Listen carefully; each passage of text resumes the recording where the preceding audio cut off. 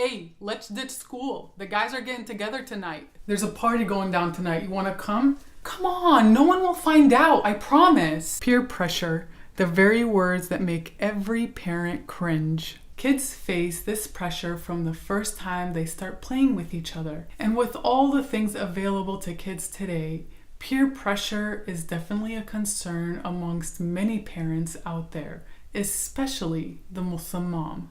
Now, you can't make pressure go away. It's just a natural part of growing up, but you can definitely help your kids learn how to deal with peer pressure. In today's video, I'm going to give you some practical advice for the everyday Muslim mom and how to guide your Muslim kids and how to deal with peer pressure. So let's get started.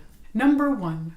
Spend quality time together. Sometimes as parents, we don't realize the power of influence that we have on our own Muslim kids.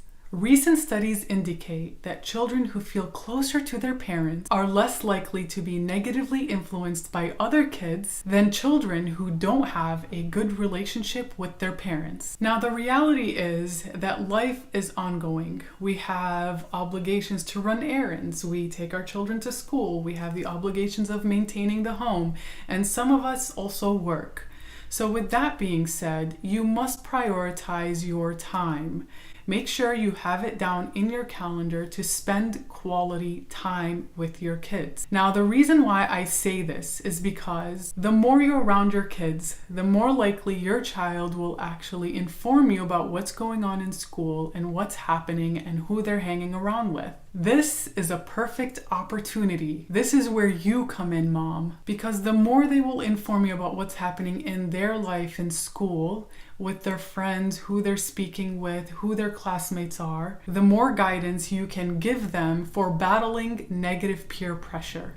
Number 2, use preventative teaching. So what is preventative teaching? What does that mean? Some of the time you spend with your children should be discussing some of the problems or concerns your children may face. So no one knows your child better than you do. You know your child's good and bad qualities, their likes and dislikes. Therefore, preventative teaching can be used to prepare your child for times when they have to make difficult choices. Teach them how to say no and actually mean it. This is something extremely important that must be reinforced in our Muslim homes. Now, as a Muslim mom, born and raised in the West, this is not something that was really modeled in front of me. To actually, as a Muslim woman, to say confidently no and actually mean it, that was something I really had to acquire over time as I got older. But if you're concerned about your Muslim kids, especially in public school or even in an Islamic school, you must model in front of them how to say no and actually mean it and be okay with it. You can't say no and be okay with it. Aside from teaching your children how to say no and actually mean it, teach them how to appropriately disagree, share their opinions, and help their peers who are in need. These life skills, when used in a confident and consistent manner,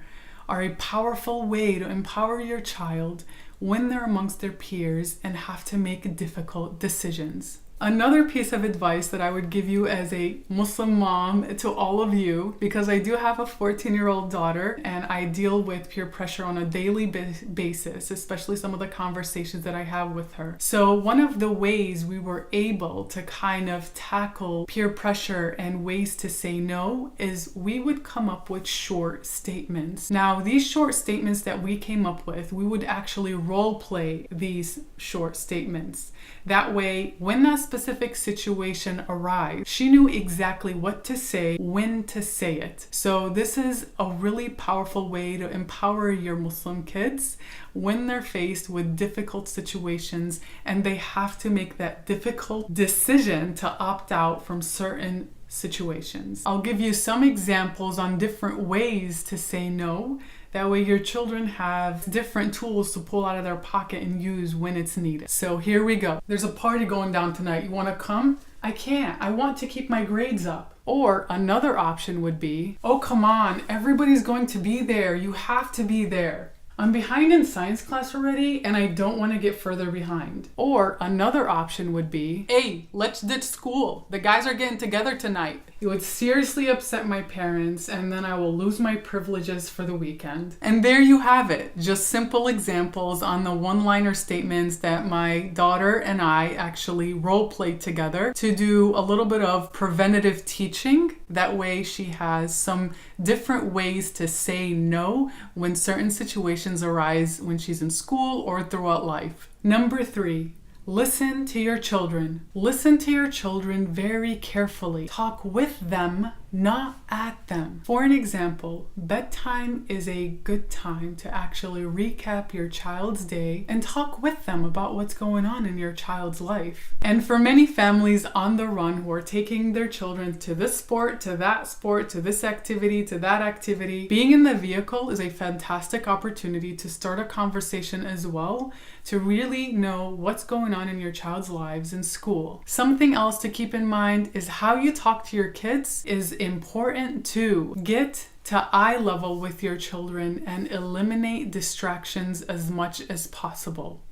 That way you have divided attention and what you are saying is being heard and will make a difference and an impact with your child. Ask questions to your child, but avoid interrogating your child. Try to keep what you need to say to your child very brief and don't lecture your child. Help your kids to feel comfortable when they tell you things. If they fear your reaction, mom and dad, they won't volunteer much information. Now, I would like to elaborate a little bit further on how to make your children comfortable when they tell you things.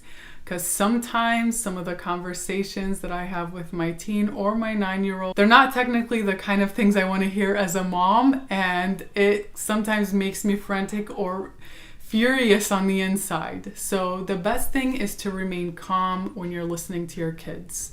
The fact that they actually approached you and informed you about what is going on with them and they're sharing that with you is the first step to actually have an impact and initiate change within your child for them to know how to deal with this type of situation. Try to avoid, as a Muslim mom or any parent out there, is to avoid negative reactions when your child comes and shares something specific about that happened in school. Because if every time your child shares something and you're automatically reactive instead of proactive and give them a solution to their problem, they're not going to share anything with you. And that is definitely something you want to avoid. No reactions, mom. Be proactive. She presents or he presents a problem and try to be solution based to the best of your ability. So that concludes our video for today. If you like this video, give it a thumbs up.